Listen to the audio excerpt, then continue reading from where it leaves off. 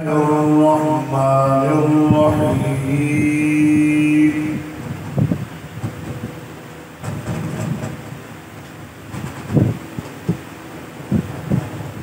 إنا أعطيناك الكوثر فصل لربك وانحر إن شانئك هو الأبتر صدقت يا رب العالمين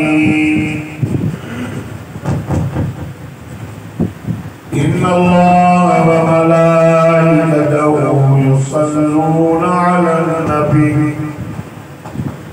يا أيها الذين آمنوا صلوا عليه وسلموا تسليما.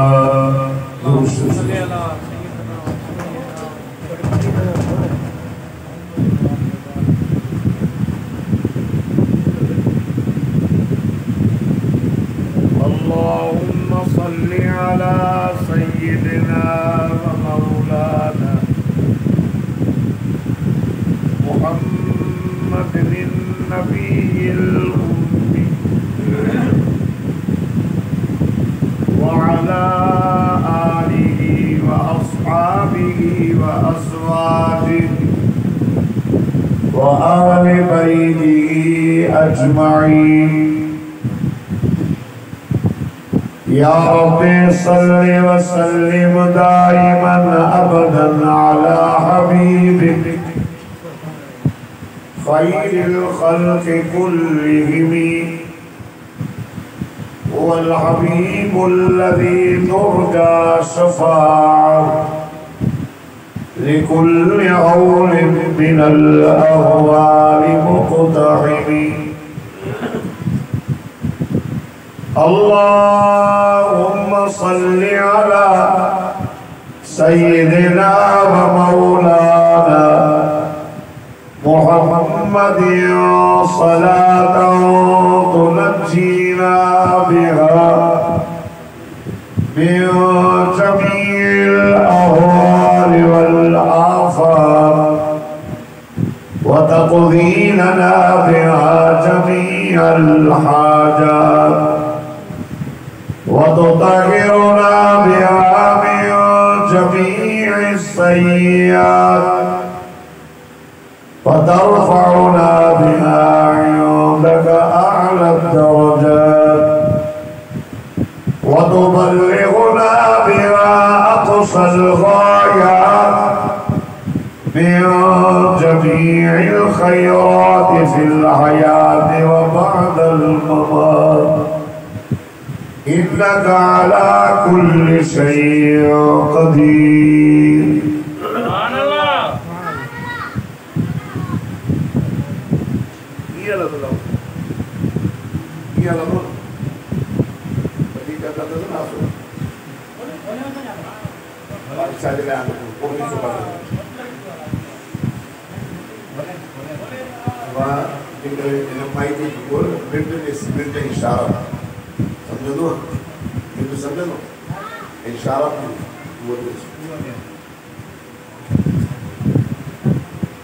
चौदह जून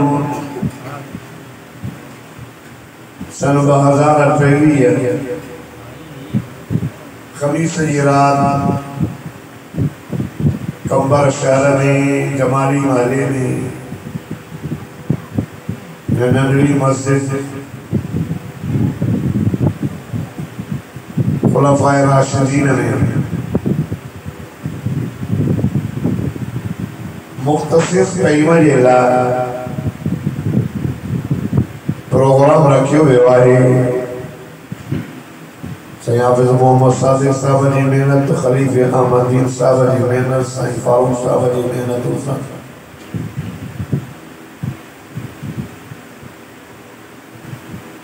दुआए अल्लाह तबारक व तआला ताज़ा सब्जी की हाज़िरी पाजी बारगाह में मक़बूल मंजूर फरमाए। आमीन आमीन। ज़ुल्क़ादा जो महीनो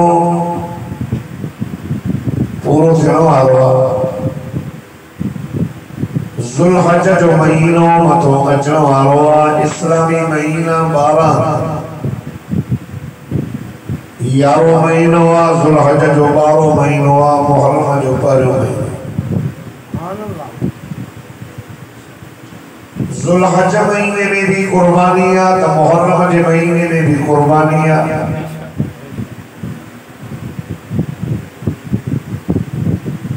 ज़ुल्हज जे 10 तारीख़ ते जनाबे इब्राहिम अला नबीना अलैहिस्सलातु व तस्लीम पंहिंजे पुट खे अल्लाह जे नाले ते क़ुर्बान कयो। वो आका सल्लल्लाहु अलैहि वसल्लम जे जद्दे अमजद ॾाॾनि में काबतुल्लाह जी तामीर गावंदो थी जॾहिं दुआ घुरी हुई मज़दूरी पियो वठे। इब्राहिम अलैहिस्सलातु वस्सलाम ॾिठो मुहम्मद अल्लाह खां घुरियो।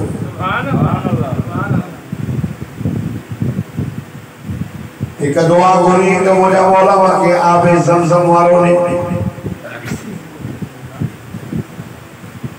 ॿी दुआ घुरी आबे ज़मज़म वारो मिली।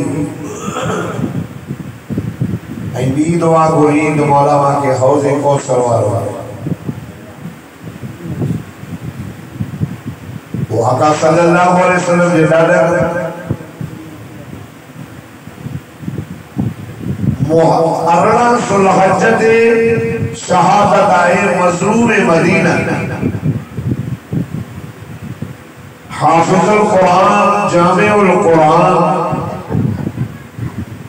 मदीने जे मीर आमिना जे लाल इमामुल अंबिया सल्लल्लाहु अलैहि वसल्लम आका सल्लल्लाहु अलैहि वसल्लम जो जॾहिं बि नालो मुबारक ॿुधो न मां पंहिंजे वाइज़ में चवंदो आहियां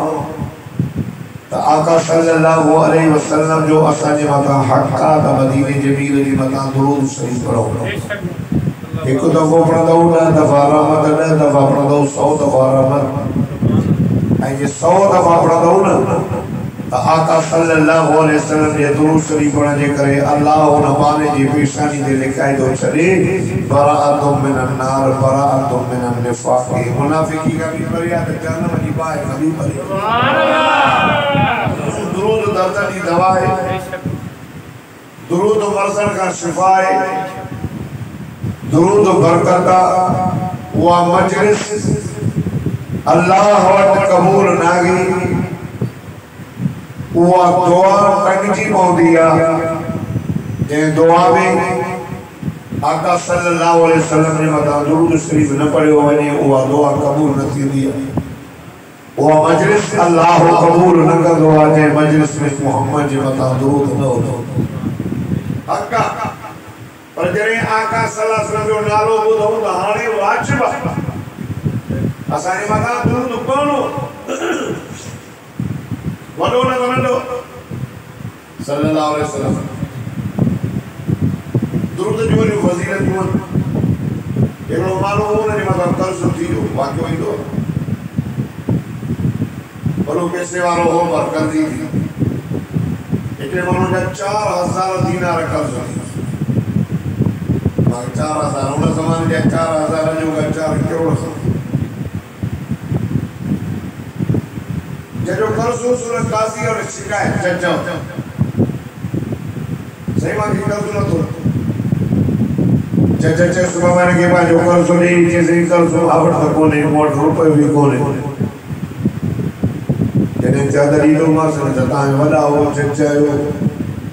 काजी साहब आयो ताजी मर्जी आ मुके जेल में विझो फांसी जो पर अज रात छह सुभाणे ईंदो वयो सारा के चेंज जज और शिकायो कई हमरा तेजा पैसा जीवो ने बता सा क्यों ज़ारा चेज़ बरकत नफल पढ़ो वज़ू करे तहज्जुद जी नियत से सलातुल हाजात पढ़ी ऐं सॼी रात मोहम्मद जे मथां दुरूद पढ़ो। सुभान अल्लाह। दुरूद शरीफ पढ़ंदे पढ़ंदे पढ़ंदे पढ़ंदे पढ़ंदे दर्द एक को दिलो दर्द दिल यो वरी माण्हू ई चवंदा दुआ बि जेका घुरंदो दर्द दिल सां अल्लाह सही मां के मदीनो ॾेखार दर्द दिल वारी क़बूल थी तौबा भी दर्द दिल वारी तौबतन नसूहा अल्लाह ने फरमाया तौबा कयो पर सच्ची मां दर्द दिल सां कुछ गुनाह थी तो वरी 100 दफ़ा फकी दे कभी असां कबूल कंदासीं सुभान अल्लाह तब इन्नमल अमालु बिन्नियात बुखारी शरीफ में पहली हदीस है आए अल्लाह से दावल मदार अमल जो नियत के रखो नियत चाहिए थी इखलास ये प्रोग्राम भी इखलास से बने लेकिन मेहनत करे थोड़ी नंढी मस्जिद में मुख्तसर प्रोग्राम का कराएं यानी का एड वगैरह कौन थी मैंने बड़ी बड़ी लोग चौंदा वाला आलम सबूरी शर को क्लास कई तो वरी बड़ा कलाक करना सकेला है कुरान बदल सुभान अल्लाह मनना मन बेनमाजी नमाजी थी पाले तेरा मतलब थी कि जान में भी यूसुफ बड़ो जालिम बादशाह कत्ल कंदो खून जैसे रत लड़े से मनो न और कहा एक लोग का मेरो और तो कुरान पाक में कि सबरू ज़ेरो है ना वो अल्लाह ताला ने बादशाह का तो लोग ने दस साल से दी पड़ी न सके वहां आज अरब तो पड़ी में दोने दी जबान जी असा सिरी किताब जबर से में तो पर असा अपने के सही था अखबार के जबर से को ने असा जी मुआविरी सिंधिया जबरी था सबरू सेहू कुरान के बयान वालो हिजाज में यूसुफ हो काबतुल्लाह जो तवाफ लो करे देखो अब तो नबी नो काबे के सामो भी ते बोला क्यों दे अल्लाह से मां के क्यों दे असली ये बोलना एक आदमी यूसुफ के सदा क्या तो करे जब हम दुआ तो करना चाहिए ये क्यों दोला रहा जुलोला हम करेंगे अरगाल बदो मुझे सुनारे तो चेन्नई जो हिजाज में यूसुफ आई पाकिस्तान मैं खबर है नहीं जेमा एकरो तवाफ करे आए वहां बाकी 7 दफा रहेला 7 दफा दी मान करे एक तवाफ दीदो बाकी 6 चक्कर रहेला ने मां 7 चक्कर जे मोटी आयो मां आधा अखियों न निचू मां काबे में पहुंचो वो ये जवे अल्लाह सही मां के क्यों ने हाने दिल दे दर्द सताओ क्यों करे मुझे अल्लाह के क्यों मुझे अल्लाह के क्यों ले मुझे अल्लाह के क्यों ले दुआ कोई करे हिजाज में यूसुफ सतो चक्कर पूरो करे कि से तो ना दे कि अल्लाह सही दर्द दिल सा मोरे को रबा क्यों नहीं सही सुभान अल्लाह लाउड के बोल सकी थी केरो जेरो कम अच्छा सारी ओ दोस्तों आका सल्लल्लाहु अलैहि वसल्लम जी उनके ज़ियारत थी दुरूद पढ़ते नबी से की ज़ियारत करते से नबी से फरमाया तो मुझे खबर से कर्ज वसूल हुआ एक मानो जा 4000 दिनार में वो मां के न तो चली जज और शिकायत भई मां बचवे वाला हां मां रुपयो कोने इन परेशानी में नबी से फरमाया सुबह थे एक जो जो बादशाह वाला तो जो मुल्क जो वनी उन सा मिल उनके मां मोहम्मद जा सलाम दी ऐ चवे त नबी से जो चवे त मुझे मथो 4000 कर्ज थी वो मुझे 4000 दिनार दे मोहम्मद जो ने पोखड़ी है सुभान अल्लाह या रसूल अल्लाह यार मदीनो सही बादशाह मुझे दी तो 4000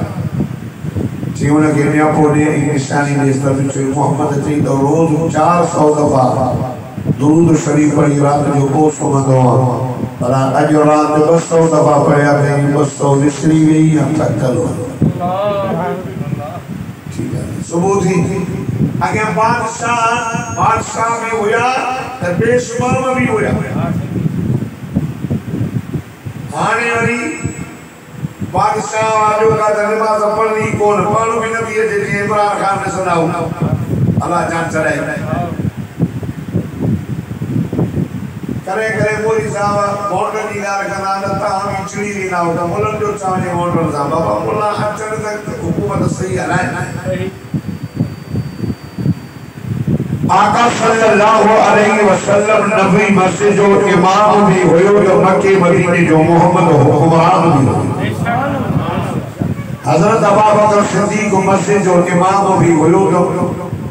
हुक्मरान भी हुयो हजरत उमर फारूक नबवी मस्जिद जो पेश इमाम भी हुयो तो हजरत उमर आखिर हुक्मरान हो जो तारीख हजरत उमर जो हुक्मरान पैदा करे न सकी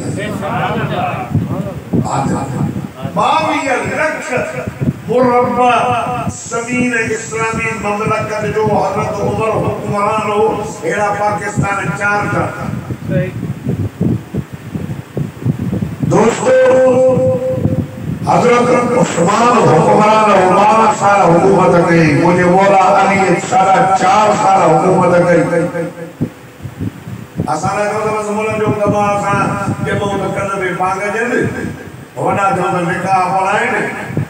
मगराउ तो सजा ये मुल्ला पारे वाला सा के तरबड़ कराए हार सिंगार कराए मुफ्त में असा के जना तो पढ़ाए पूर्ण मुल्ला जो कभी हुआ हफ्ते दे खत्म हो जन 7 हफ्ता गल जदा वाली जुमाना बुमाना बड़ी ये फिजा 12-14 रुपए कई बस मुल्ला जो कम नहीं बिजारी पाना सा जो बिजारी चलो कहूं जाता है आगे भी जाए हजरत आका सल्लल्लाहु अलैहि वसल्लम ने फरमाया जे को मानो मरे तो उनके करो जो अजीज ले रिश्तेदार पंजो किराए वालों मुल्लो के सो फिंजू से ठीक आ गया जब हेड़ा टुकड़ा हाथ कर दे आई पकड़ लो आका सल्लल्लाहु अलैहि दुनिया में को बताया कि मुझे पिछले मोहम्मद सही सदको वजह से सल्लल्लाहु अलैहि वसल्लम के तरफ वाला अबू बकर न हो उमर न हो उस्मान न हो मुझे मौला अली हुयो हजरत अब्बास हुयो हजरत अब्बास मदीने जमीर जो चाचो हो मुझे मौला अली मदीने जमीर जो सो भाव सुभान अल्लाह तासबु कबूल ने निकाह भी मानो जनाजा भी कोट पड़े नहीं जो नाने जो कोट पड़े लो हो जे तो पड़े नहीं देता असाथे ने दिया था के घर में को मानो हो जे जो कोने का हो जे तो पान घर जो वडो पढ़ाई विस जो बोला आने ना जनाजा चंदा पान पढ़ायो असा के जनाजे की नियत नहीं दिया मुसलमान ला सजायो इस्लाम में बड़ी दावा है कलमो पढ़ियो ईद वाले न्यारे या जनाजे वाले दी ईद ते चाचरो सही और इस्लाम ला नियत तो ॾाढी हद कर जा चवदा मन नियत भी याद न दस आई के वे मुसलमान वुजू जा फर्ज न दस तड़ा जा फर्ज न दस नमाज में फर्ज घणा सुन्नत घणी वन इससे क्यों जो कमाल सिखो न सिखण नबी से फरमाया कि दीन सुन जे लाइ चीन वञणो पए त चीन भी वञो उतलुल इल्म मिन अल महद इला अल्लाह इहो स्कूल जे गेट ते लॻल आहे उतलुल इल्म मिन अल महद इला अल्लाह दे इल्म हासिल कयो भी के गाड़ी करे ख़बर ताईं वो इहो इल्म न आहे जेको अंग्रेज़ी आहे उहो इल्म नबी सही हदीस आहे उहो इल्म क़ुरान कुरान न पढ़ा यदि केतरा दोस्त होगा माफ कर जो मदरसा कितना नजरा भी कोने न हुआ मदरसा तो जवान नाराज में थी जो तो मुझे फर्क भी नहीं दा तरजा भी नहीं दा गणन दे ताजो क्या वो बादशाह आयो नमाज हमारा सुबह जी ये चूर समझो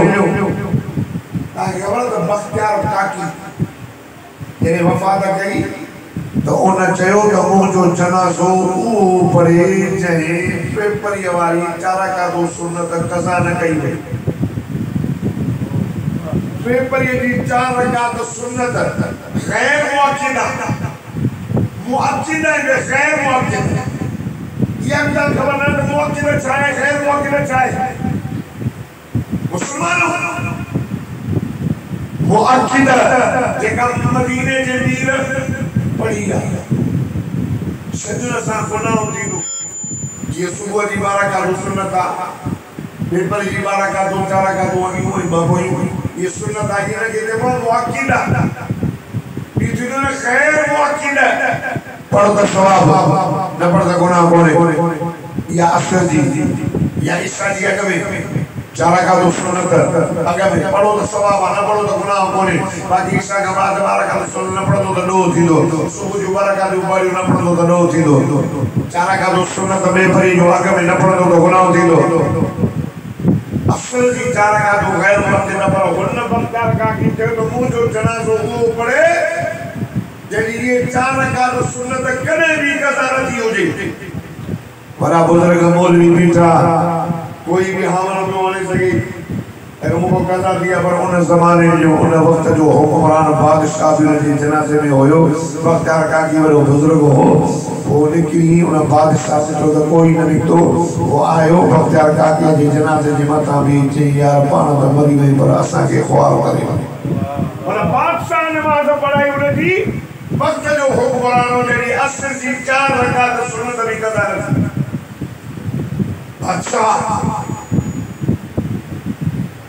बादशाह सुबह जी नमाज जो पढ़ायो देखी उन सामियो चई सही मदीने जे मीर सलाम ॾिना तो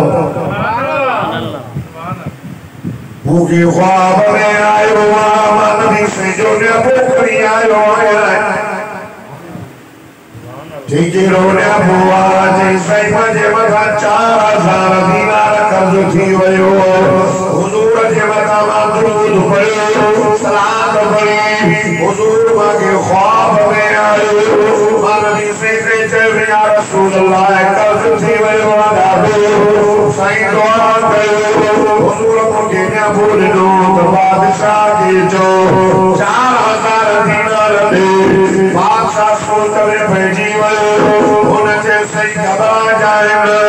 हुजूर वजे को निशानी भीड़िया केड़ी चीज भी से जो थई रोज 400 दफा दुरूद शरीफ पढ़ी सुबह दो अज रात को 100 दफा पढ़ा थई थकल होए अगार श्री वजई बादशाह मुसले दाओ उन मानो जे दिल ते चुकी रही चे यार सच जो थवे वाकई तो के मोहम्मद रसूलुल्लाह की ज़ियारत थिया यार बाबा सदवा पड़ेवा थकल होयो 4000 दीनार कड़ी ने से नबी सही तो के ने बोलनवा ए नबी सही के ने भेजा 4000 दीनार बया नहीं तो के मुमिन मोहम्मद की ज़ियारत थिया 4000 बया कड़ी नहीं तो तुझा बचड़ा भूखा होना गरीबानी बचन के खा आयो जगे जी सही हमारा के गुरा आयो के जो कर्ज जैसे 4000 दीनार वालो जे जो कर्ज सुना ओने जैसे कल जन की रुपयो भी नो जिन के मारे जेल लियो पासी लियो अज 4000 का ने पक्के नाराज चोरी की दो सही जैसे क्यों न मानो इन चयो साईं नामा चोरी न कया माके फलाने बादशाह ॾिना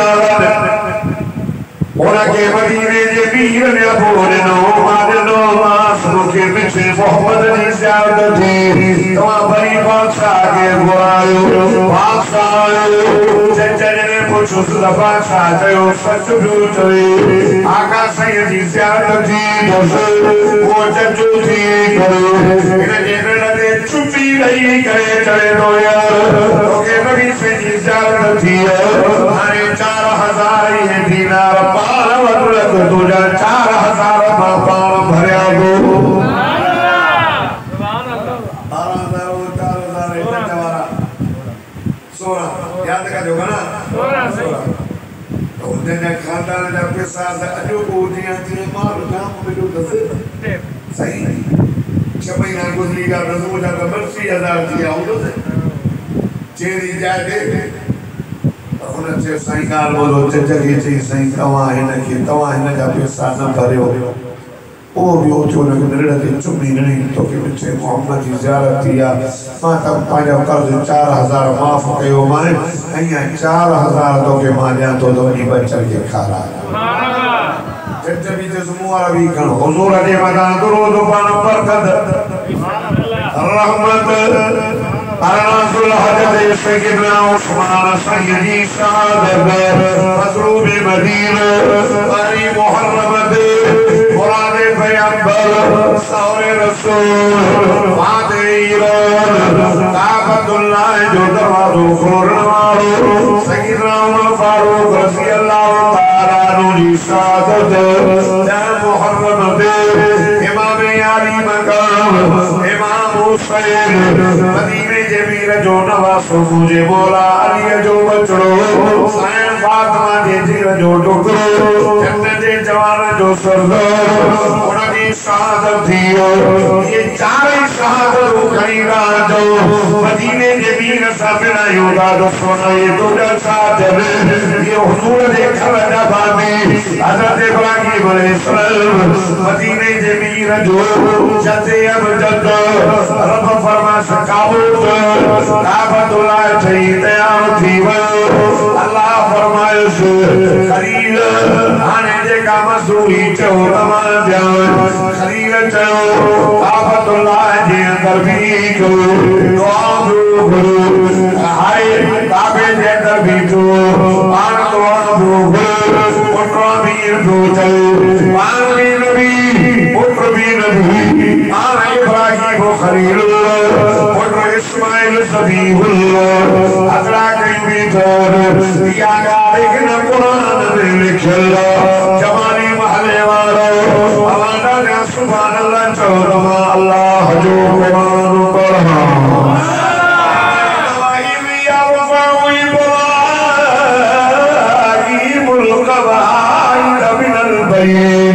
وإسماعيل ربنا تقبل منا إنك أنت السميع العليم ربنا واجعلنا مسلمين لك ومن ذريتنا أمة مسلمة لك وأرنا مناسكنا وتب علينا إنك أنت التواب الرحيم ربنا وابعث فيهم رسولا منهم يتلو عليهم آياتك ويعلمهم الكتاب والحكمة ويزكيهم إنك أنت العزيز الحكيم سبحان الله चौदह मूसा का मदीने काबे के अंदर भी था काबे के अंदर नबी है काबे के अंदर कहीं कौन क्या करो अल्लाह असा जो मानो मदीने तो रहे एक दोस्तों के गाल कही तो मदीने में हो रहे जो मदीनो मदीने की मिट्टी भी बरकत वाली मुझे तजर्बा था मैं जो से ये मैंने ना सब ना हो रहा है इतने दिन से यूं दिमाग में ना हमारा क्या ना रहा है ये वो जो पेड़ में बिले ढाली अब आ रहा तो है शुगर जो मरी वो तो मुझे मदीने की मिट्टी करी विधि माँ से न सूर तो न पड़ता तो मदीनो हाजी हजते वयो मदीने जी दही खाधई तपई तोड़ देते मैं बड़ा मदीने की दही ते खटिया आज सतो भयो हो नहीं सही ख्वाब में आए हाजी मुझे मदीने मां निकली वन मुझे मदीने जी गिला गई मदीने रोए हुजूर जी ज़ियारत तजस पर रोए और सजीवा मुझे सजदे रोज़े सब सलात और सलाम पर दो अस्सलातु वस्सलामु अलैका या रसूल अल्लाह अस्सलातु वस्सलामु अलैका या नबी अल्लाह अस्सलातु वस्सलामु अलैका या रहमतल लिल आलमीन असा जमाओ अस्सलातु वस्सलामु करो थई तो मुझे मोहम्मद दे सबो करो हुकुम मुते अपनी आयो अस्सलातु समा या रसूल अल्लाह असा जो ईमान आदा सा जो मिठो मोहम्मद जेरो या तो नबी असा जो ईमान आदा मिठो मोहम्मद सलाम वदे तो सलाम जो जवाब भी होते दे तो सुभान अल्लाह हिते पढ़ो कमो वो जो शरीयत जे खिलाफ न हुजे शरीयत जेके इजाज़त ॾे न वधाइणो आहे न घटाइणो आहे मुझे मोहम्मद जो दीन कामिल अकमल अल यौम अकमलतु लकुम दीनकुम मुझा मोहम्मद असां बादे तुझे मथा पाजी नेमत मुकम्मल करे छड़ी से असां दीन कामिल मुकम्मल करे तो के ॾिनो सुभान अल्लाह नमाज भी कामिल मिली हज भी कामिल रोज़ो भी कामिल ज़कात भी कामिल आज़ान भी कामिल जनाज़ो भी कामिल कामिल मुकम्मल है असांजे नबी साईं जो दीन एॾो निथण कोन आहे न लूलो आहे न लंगड़ो आहे जो मुल्ला या साकर या सवार छती हणी सिधो करसे छती हण जी ज़रूरत न आहे असांजो दीन मुकम्मल आहे नबी साईं जो जेका शइ शरीयत में मिलंदी को न वधाइणी आहे न घटाइणी आहे अस्सलातु वस्सलाम अलैके या रसूल अल्लाह रब तोखे मदीने घुराए त मुहम्मद जे रोज़े जे क़ब्र मुबारक साम्हूं हथ अदब जा बजी करे पढ़ो नबी साईं ॿुधंदी आशिक़नि खे सलाम जा जवाब बि मिलनि था सुभान अल्लाह हिननि त चओ सुभान अल्लाह दुआ पियो करो दुआ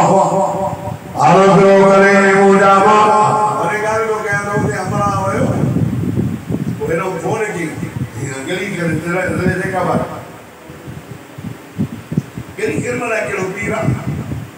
उनखे चीज़े या ॻाल्हि ॿुधो हुयो एॾो को अचे थो मिले हाँ जे फलाने की मेहरबानी न करो अरे करो कबर वाले नालो खणी के वो तो सही मिट्टी का मोह मदीने मिट्टी मोह मदीने एकदम हुजूर दे रोज़े जे सब भी जुआन भी से दुआ हुई ओ मुझा मौला बे इब्राहिम मक्के से लाए दुआ खुले नबी से मक्को चले मदीने आया मदीने में बीमारी मदीने में वबा हजरत बिलाल के बुखार थी भयो थके भयो हजरत बिलाल पे उठे मुझा मौला मक्के वारन जो पारो फट अबू जरवान के तबाह कर उतवे से देवान के सरीवन के तबाह कर ऐसा के मक्के में लड़ायो ये सब में आंदो ये एनो शराज जी हवा भी भली न पानी भी भलो न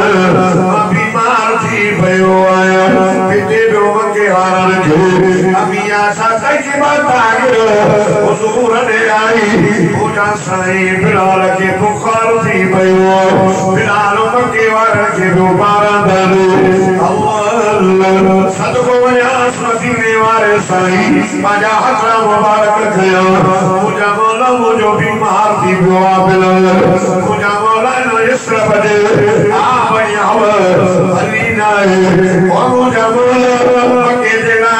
अबे इब्राहिम जो दुआ पूरी हुई अल्लाह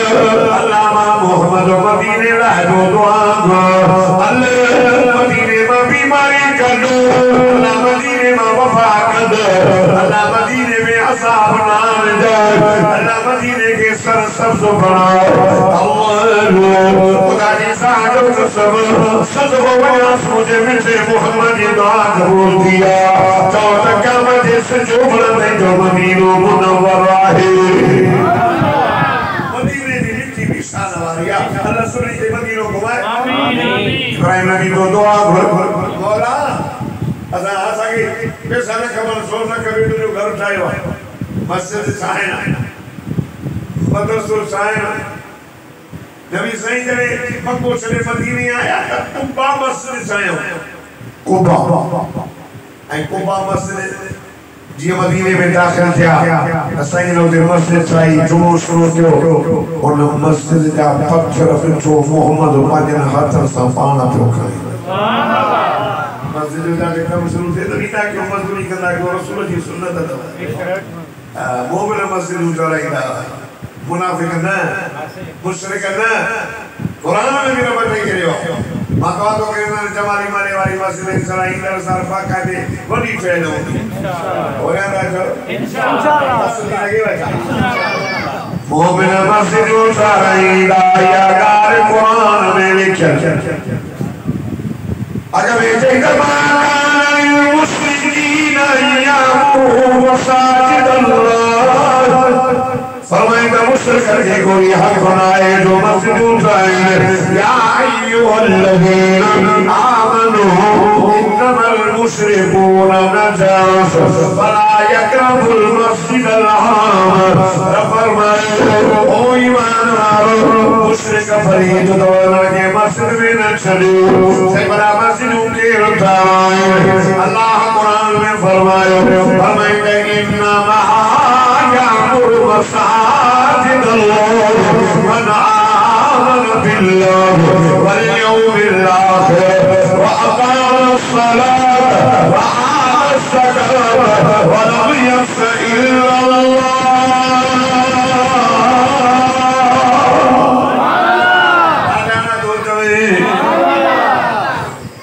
मस्जिद आमन बिल्लाह ये जो अल्लाह आते ईमान अल्लाह वाहे मस्जिद जो आखिरत दे ईमान आखिरत ही करावला वाणे जो यकीन ना है असा जो यकीन मस्जिद जे की नमाज पढ़न अकाम सलाह नमाज एक अकाम क्या क्रिया नमाज अदा या कायम नमाज अल्लाह तो फरमाती है सलाह नमाज कायम करो नमाज इतनी क्रिया कायम की क्रिया अदा अदा तो जबार पाना पड़ी बस ध्यान से या खरीद पाना पड़ी ध्यान छुरी सही फारूक साहब पाना पड़ी ध्यान छुरी या ये अदा अदा नमाज कायम रखी चे बुआ नमाज पढ़ी निको सुबह रखी चे यार हल नमाज दे साल के चे खबर नमाज पढ़ी चे यार नमाज पढ़ दी के चे बोल नमाज पढ़ उठर के चे नमाज पढ़ आए किने के चे बुआ कायम पान पढ़ी पर नमाज के कायम दो करो औलाद के दोस्त के सभी के बोझे नमाज पढ़ो अकीमुस्सलात व आतुज़्ज़कात ईमान वालों नमाज कायम करो ज़कात दो वरकऊ मअर्राकीन रुकू कदर साकर जी रुकू यानी पांच जमात नमाज पढ़ो मस्जिद में जो और जो सवाब दीगा 27 नमाज जो सवाब दीगा दो बावजे को पांच जमात नमाज पढ़ दो जमात सा अल्लाह मस्जिद उठाए लेकिन नमाज पढ़ो मस्जिद उठाए कहते दिल में अल्लाह जो हो इब्राहिम नबी मस्जिद उठाई बैतुल्लाह चेगो जाबो सोन कबे चांदी न कबे सर न कबे इन घर के आबाद करने दे वो नबी मोहम्मद करीम जे मोहम्मद जे करे आसमान के बुलंद मिलो जे मोहम्मद जे करे चंद्र के चांदो की मिली जे मोहम्मद जे करे सिर के रोशनी मिली जे मोहम्मद जे करे सितारा में सुहाई जे मोहम्मद भी जे करे जमीन के वे कर मिली जे मोहम्मद जे करे मुझे मौला जबरन में मसूदी आई अल्लाह ओ मोहम्मद सदको बना जे करे तीर में मसू आयो मक्खन में मसू आयो ओ मोहम्मद जे करे कुलन में खुशबू आई ओ मोहम्मद जे करे सजो जहान दाई सदको बना ओ मोहम्मद जे करे सवाल नबी आया ओ मोहम्मद जे करे तो जन्नत दाई ओ मोहम्मद अल्लाह जे मोहम्मद जे वाकिया में बिछाई ओ मोहम्मद मुझे पुत्र इस्माइल की औलाद पैदा कर जाए दुआ करे काबे में मजदूरी न करे मोहम्मद मुझे खानदान ना हो चलो सुभान अल्लाह दुआ कबूल दी दुआ कबूल एक दुआ गोई केड़ी पुत्र कौन बीबी सारा पुत्र न हो रास्ते में सफर में बीबी आगरा बीबी से 5 साल हो नवे साल में तीर से ना नवे साल दुआ करे रब्बे हबली मिन सालिहीन अल्लाह ताकि औलाद नहीं जाए बस सालिह औलाद नहीं जाए सुभान अल्लाह अल्लाह ताला भी दुआ करो ना सालिह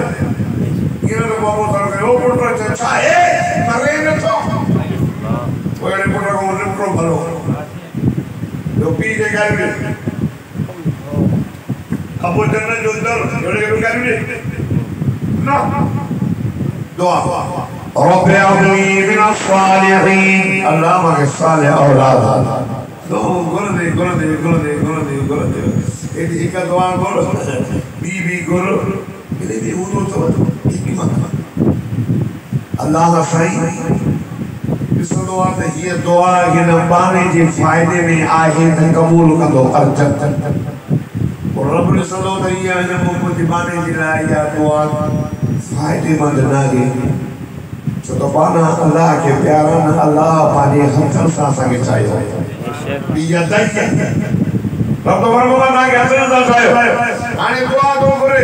मौला के पैसा दे अल्लाह ने जो ने चलने के पैसा ने हम नहीं ईमान को याद रहे सहाबी रोयो नबी से के दुआ कर दो मांगे दुनिया दी पर में को अल्लाह जैसे दुआ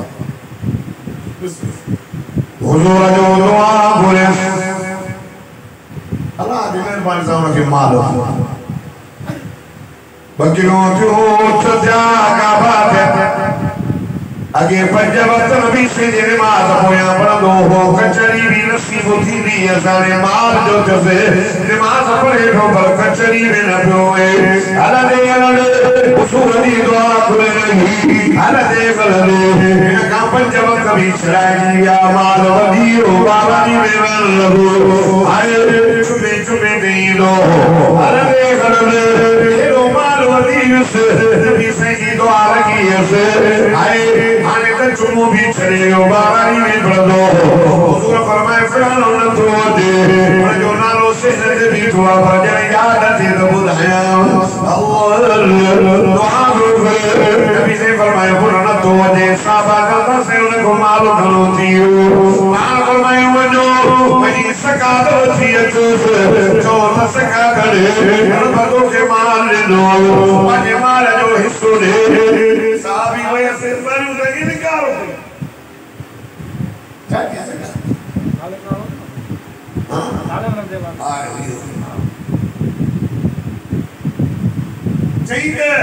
चाची ज़कात पर जे वही ज़कात नहीं तो वही चूने डुबड़ी उड़ा चूने नबी सही खबर पे सही इनकार कर दे नबी सही नाराज़गी ज़ाहिर है हुजूर सही खबर पे से नबी सही काबड़े हुआ आए हो नबी सही पर्चे पर नबी सही से मुनाफा हज़रत अबू बकर सिद्दीक़ के ज़माने में ज़कात खणी आयो उन चयो मोहम्मद न वठी या त मां भी न वठंदुसि उमर साईं जे ज़माने में उन भी न वठी हज़रत उस्मान साईं ज़माने में मुनाफ़िक़ भी मरी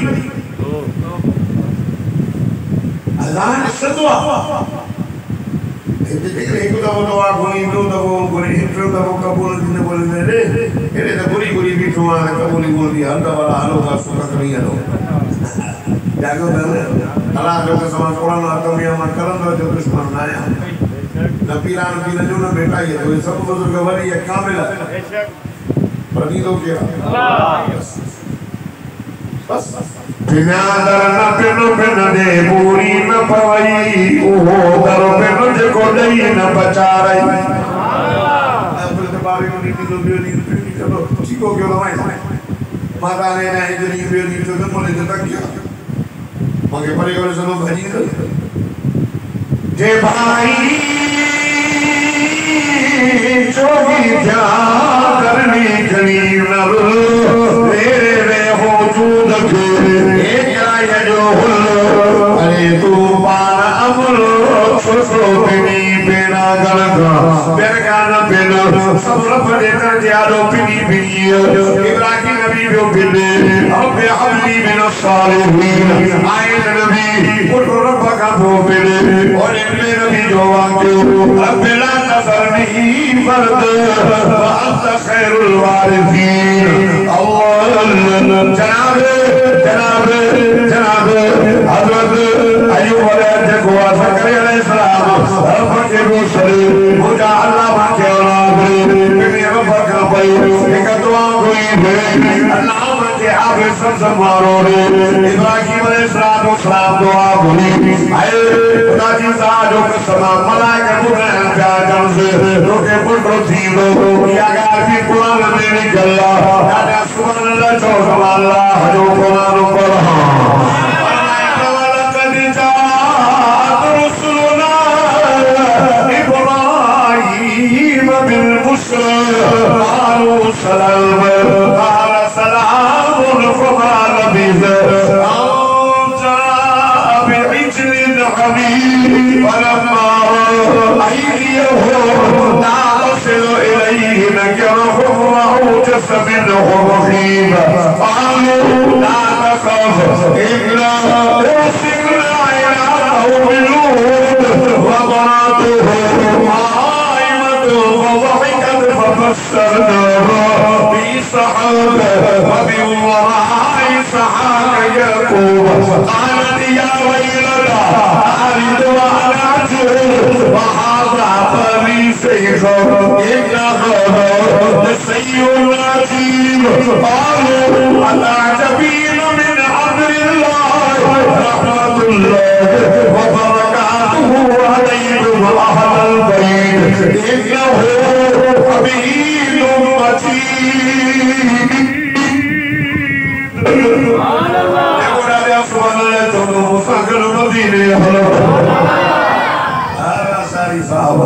नारे तकबीर, नारे मुस्तफा, अज़मत मुस्तफा। भाई तो बड़े मां से बेटा ये झोला उठ बदना पे होते कुरान में असर कर संबंध लगा दो सुभान अल्लाह वो भी कुरान में लगा अगला कुरान में बरकत कुरान में बरकत शाह इस्माइल मुहद्दिस दरगी रहमतुल्लाह अलैह के रिवायत ता हक देना है असा वाने हक देना चलो तहां जो मस्जिद उस्ताद का वो चलो करा हो तो मस्जिद शहीद की भैया डरा नहीं गया वारो जो तो मस्जिद का मीरा पे करायो वारो जो के साजे तो मस्जिद चोली थिया सारा साल में असा जो 100 साल गुजरियो तो जर मंदिर की कभी कभी नहीं असा कदे हो शाह साहब तो कहते थे मंदिर से फिरानी जाती थी सुबह नहीं लो मैं शाह साहब यो बड़ो मंदिर बड़ी बड़ी क्यों गेट कभी मैदान दे भी जो शाह साहब वाणो भी आयो हिलू शाह साहब शुरू कयो जेका बिस्मिल्लाहिर्रहमानिर्रहीम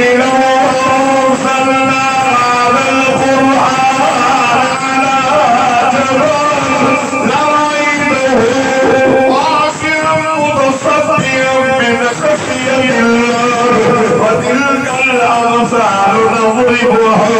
للناس لعلهم يتفكرون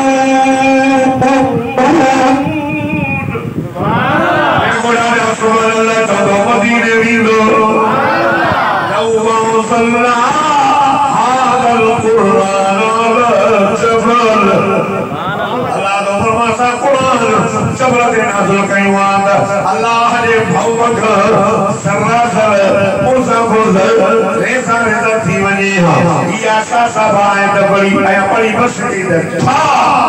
ये हेने भी वञे वो होने भी वञे मारे जो साईं अल्लाह जो नालो साईं मियां खुदा जो नालो न पड़ जावे दी न पड़ जाए केड़े छो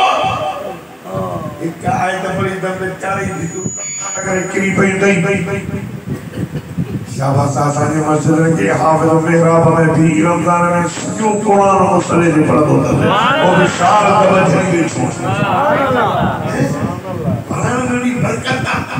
कुरान में करना अच्छा तेरे ने जो लगा वो नबी से नवजो छोटी कुरान तो पढ़े मैं खबर है देखो कुरान बोल दो हजरत उमर जे मानो भी कुरान बुधी गोडा खोले देखी रही तो सुभान अल्लाह क्या बोला ना ये जो यूटेस्ट का ये फेस है बाकी ये वालों जब सही कराएंगे बोले इधर का वो अल्लाह सुना देते ये तो सा अभी आप से इमाम सादिक हमेशा अल्लाह की मुक़तारी करवाने मस्जिद से ही मिली तो और वो मांग सरे ही की जमाल के पाले में तो बाकी कोई नहीं सुभान अल्लाह चौदा सुभान अल्लाह बाकी चाहिए हुई की बारे में बस साथ अगी साल चाहिए हुई हो करो खाने ना दिलो इंशाल्लाह सुभान अल्लाह चौदा दुआ घुरी मुझा मौला आबे समारो रे दुआ कबूल थी वही मलाइका से परे का जोड़ी से ऊंचो ज़कारू सलाम इब्राहिम अस्सलाम वालेकुम शिकार अस्सलाम वालेकुम असने सलाम वालेकुम आई नहीं हुई करे अको मौजूद भाई को सिली कामरे ने साव मसले मुखार नहीं हम तो पतो मानो कामरे ने तो पाए जी से सदा जी है ना हर के जो मानो सलाम पर इस्लाम जो सलाम अस्सलाम वालेकुम जा अस्सलाम वालेकुम नबी ने फरमाया ता हरा रसूल अस्सलाम वालेकुम जो ये हरो ता जिबिल ने विच में वो वनो छी उसका जो हरी मेलो जो अस्सलाम वालेकुम सुभान अल्लाह इते हरा सलाम ने जो फिरी सलाम वालेकुम फिरी सलाम वालेकुम कावर से नबी से आए बेटा एक साहब से अस्सलाम वालेकुम वालेकुम अस्सलाम व रहमतुल्लाह व बरकातहू यो आए अस्सलाम वालेकुम व रहमतुल्लाह वालेकुम अस्सलाम व रहमतुल्लाह दिया एक आए अस्सलाम वालेकुम व रहमतुल्लाह व बरकातहू वालेकुम अस्सलाम व रहमतुल्लाह व बरकातहू पांच फरमाती है ये अस्सलाम वालेकुम जो डरने क्यों वली व रहमतुल्लाह बताइए दिया व बरकातहू बताइए सुभान अल्लाह के फरमाए अस्सलाम जहां कयो यानी मदद नहीं जो सलाम नहीं असानी दा दुश्मन ना उम्मत वाले वायदे में जो मोल आ रही है जो दुश्मन से ला खुलाना अली जो गुस्ताख खुलाना दिया अली शेर चलिया हक जो वलिया है शेर बबर भाबे सबर जेको न माने बेखबर हक मोहम्मद जो कसम अली असा से बनने दी अखी जो अली असा जो तकबीर चमन गली गली चमन चमन गली गली अली अली यार ये मदद ये सलाम बनाए सलाम मिलायो मामूल में जमल दीन ना असांजो रूलो वालो भी सजो लगनो जो चक्की है बतायो सलाम बतायो मांग बतायो हर्ष बतायो जनाजे जी मां बतायो ना जेको और हदीस में मिली बस वो ही बस कोई वधिक न तो वो मां जनानी से इसका अल्लाह अकबर इधर सुभान अल्लाह पढ़ी वो जो सलात व सलाम के रसूल नमाज दीदी जो रसूल जो तरीको ना है ना लक़द कान लकुम फी रसूलिल्लाहि उस्वतुन हसनह अल्लाह जो फरमाए मुझे मोहम्मद रसूलुल्लाह और रसूल जला सुनो तो कामयाब जिंदगी सुभान अल्लाह इब्राहिम अलैहिस्सलाम अस्सलाम आए क्या वो कोई घड़ियां ने नहीं तरफ खाए साथे लाए जो नूरी मखलूक बाजे वेस में ओजे भी न खाई ये जे वेस में ओजे तो भी न खाई न क्या खाए इब्राहिम नबी चलो पक्का दुश्मन थी जो इब्राहिम घबरान असा दुश्मन आयो इमा और सिमरा को मिलो असा लूत जी को मने तावजो तो कावलो दरे बना खबर घेरे छो इब्राहिम रब चयो वञो इब्राहिम के पुछार कयो बाबू तो जोई दो के पुत्र थी अल्लाह उमर नबी सल्लल्लाहु अलैहि माई सारा पूरी साफी चले आए ताल दिया वैलता आली अना अक्सर वहां बारी सही को आए भाई नहीं चयो अजीब गाल था करे माता अना अफसोस माता जन हाथ साया माता सज लगी भैया माता झूठ थी भैया माता जन वाला बंदे याले वहां बारी सही का वो मसुई बोलो अजीब गाल था करे इतना हाल सही होना जीव बाजे मौसम दे ये जाला सजने भला कर बोलो जवाब लो चाहते हो अल्लाह जमीन मिन अमरिल्लाह रहमतुल्लाह व बरकातुहु अलैकुम अहलल बैत इन्नहु हमीदुम मजीद अल्लाह जो रहमतुहु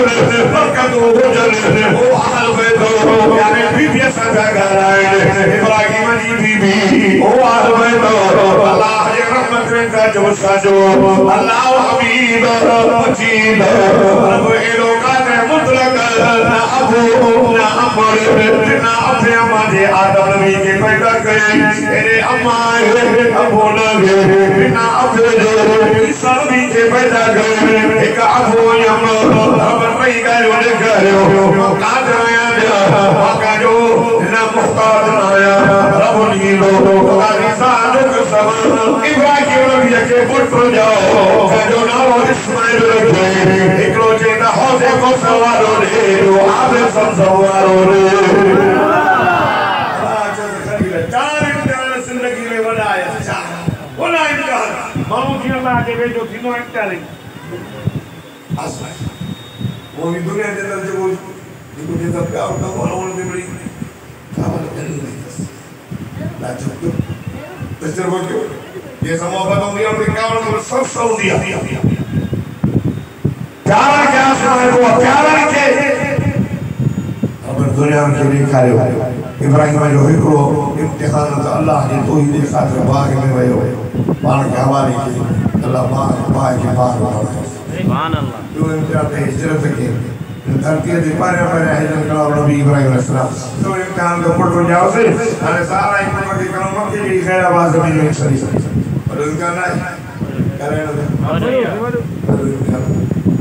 खलसा जो मुमकिन लोग जबल ना पानी चली उन्नीस जाबी ना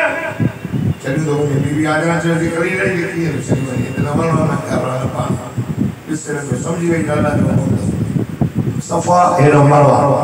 ये पानी में सुना रहे अजबी वही रोनी वही जबल दे चली काफला चंद सजो कयाना जो पानी जो सरलो जो पुटसा ओरे वही पुट जो शाह होते पता चबल मक्का बल्ला निकली वही मुझे बच्चे के गाई वही एक दफो वही मोटी दो दफो वही मोटी दो दफो वही मोटी सत चक्कर ये भी वही भी ओरे भी वही आए अम्मा बीबी हाजरा जोर बकरी वही दूर में डोबनी ओ डोबनी और फरमाई आजियो चो सफा का मरो मरने का सब इतने रोड़क आज रोड़ी ही मेहरबानी करे आज के पानी ले लो जिब्रील नबी आयो इब्राहिम इस्माइल नबी जाते सुतो भयो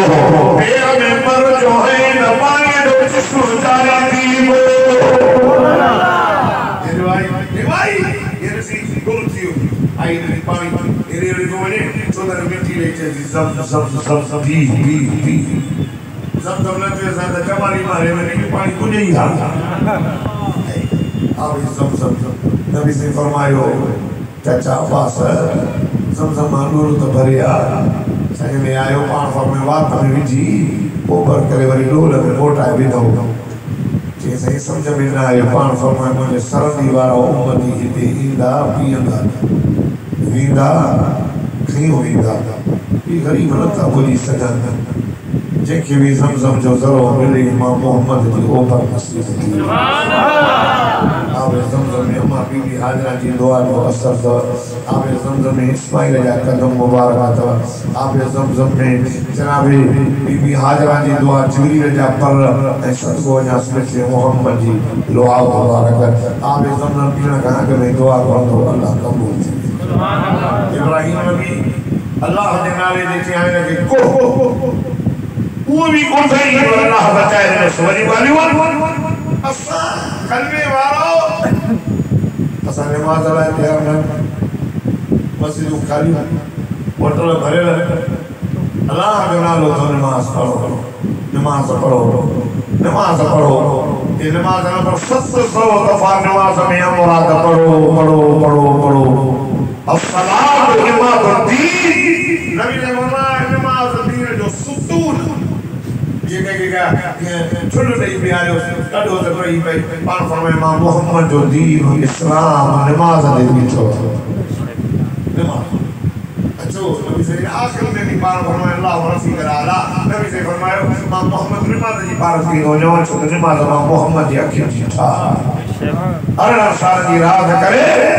आका संगी पत्ते घोराए रब पांजो दीदार कैसे ए पांजो हफ्ता साचे से नमाज खणी वञो जिब्रील हज जो हुकुम जिब्रील खणी आयो रोज़े जो जिब्रील ॿिया हुकुम जिब्रील खणी आयो पर नमाज मोहम्मद पांजो हथन सां खणी आयो सुभान अल्लाह वही पंजाब पर सही फरमाई 97 दफा नबी से मथे वयो जे वही खणी आ कुछ माफी ले जे पंज कई पर पढ़न पंज सवा मा अल्लाह पंजा हजर तो मा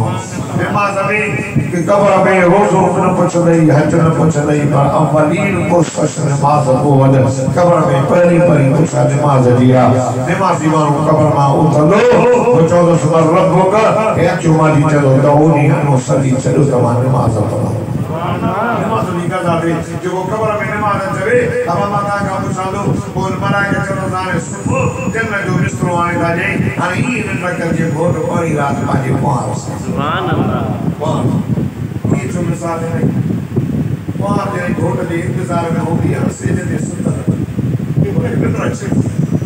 बीबी का सलेंडर की तो दे बेहतर अच्छी दस ओ तेरे घोट ई तो आना भाई को बने मापू बने बताओ तो यार साउकारी तो दस तो हाने कचरी ने नमाज मानो भी सुनो बेवा से जन्नत की हाने भी दस अल्लाह मोहिब असाला का महबूब إنه الله سبحانه هو أسعى ألا جمهور الذي رب يسألك للآخرة ورب سيكون جلال ونبيه وتريده يكون بيار سبالي معارض وتريده ورمون لكم تريده وطوح كعبة تتيدوا قالوا تولي ولي جنة लेकिन साथ ले लगे दीवान नहीं हुई वो आज भी अल्लाह जिका तुझी मुस्सा मोहब्बत तुझी मुस्सा मोहब्बत मुझे माफ कर तेरी लोग के नहीं हुई बात साथरी होने जैसे ये के लिए दुआ करे अल्लाह आज तो सब मोहब्बत तू चलो मुझी तो सब मोहब्बत आना जैसे ही ना अल्लाह जी मोहब्बत हम साथ करेंगे जो नंबर मांगो तारे मुखी मुस्तले दे आ रहे हैं तू सुनो ये समझ लो ना अल्लाह की मोहब्बत आज ऊपर आई लेकिन लगता है ना समझ लो ना अल्लाह से प्यार ना तो करे नमाजी मानो से अल्लाह प्यार का दुआ क्यों अल्लाह तबारक व तआला ना सभी की